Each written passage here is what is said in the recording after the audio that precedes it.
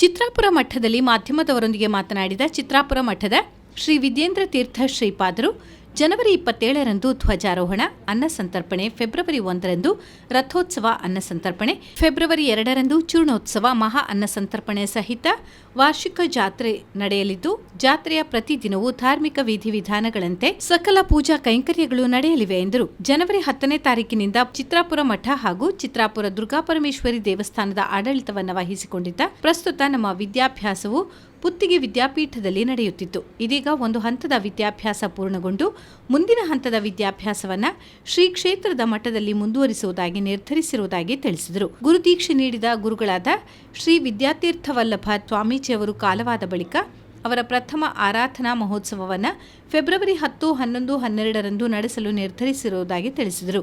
3 ದಿನಗಳ ಕಾಲ ನಡೆಯುವ ಆರಾಧನಾ ಮಹೋತ್ಸವ ಹಾಗೂ ಜನವರಿ 27ರಿಂದ ಫೆಬ್ರವರಿ 2ನೇ ತಾರೀಕಿನವರೆಗೂ ನಡೆಯುವ ವರ್ಷಾವಧಿ ಜಾತ್ರಾ ಮಹೋತ್ಸವಕ್ಕೆ ಭಕ್ತಾದಿಗಳು ಆಗಮಿಸಬೇಕು. ಹಿರಿಯ ಸ್ವಾಮೀಜಿಯವರಿಗೆ ನೀಡಿದ ಸಹಕಾರವನ್ನು ಮುಂದೆಯೂ ನೀಡಬೇಕೆಂದು ಮನವಿ ಮಾಡಿದರು. ನಾವು ಜನವರಿ 10ನೇ ತಾರೀಕಿನಿಂದ ಚಿತ್ರಾಪುರ ಮಠದ ಹಾಗೂ ದೇವಸ್ಥಾನದ ಆಡಳಿತವನ್ನು ವಹಿಸಿಕೊಂಡಿದ್ದೇವೆ.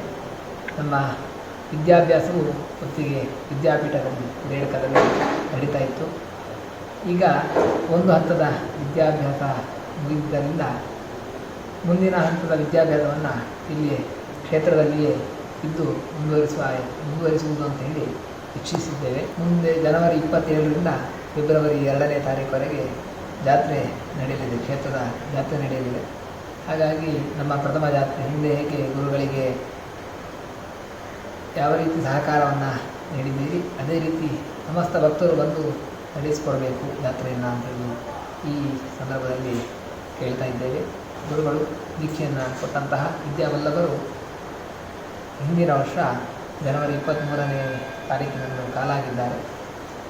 ಅವರ ಆರಾಧನೆ, ಪ್ರಥಮ ಆರಾಧನೆ ಅನ್ನುವಂಥದ್ದು ಫೆಬ್ರವರಿ 10, 11, 12 3 ದಿವಸ ನಾವು ಆಚರಣೆ ಮಾಡಲಿದ್ದೇವೆ. ಅದಕ್ಕೂ ಕೂಡ ಸಮಸ್ತ ಭಕ್ತರು ಬಂದು ಅದಕ್ಕೆಲ್ಲ ಸಹಕಾರವನ್ನು ಕೊಟ್ಟು ದೇವರ ದುರ್ಗಿ ಕೃಷ್ಣರ ಕೃಪೆಗೆ ಪಾತ್ರರಾಗಬೇಕು ಅಂತ ಹೇಳಿ ಪ್ರಾರ್ಥನೆ ಮಾಡ್ತೇವೆ.